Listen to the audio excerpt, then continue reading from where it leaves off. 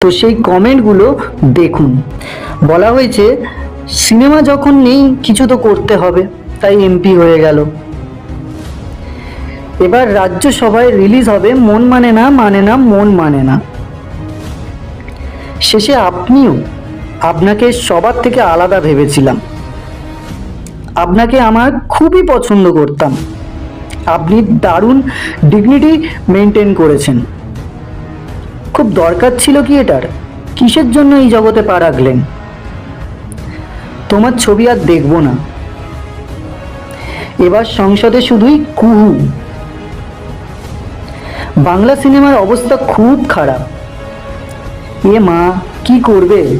না হলে কাজ পাবে না। এর কি গুণ আছে শুনি? ছি ছি, শেষ পর্যন্ত চটি চাইতে হলো। সংসার চলছে না। এতদিন আপনার প্রতি একটা শ্রদ্ধা ছিল, আর সেই শ্রদ্ধা আসবে না।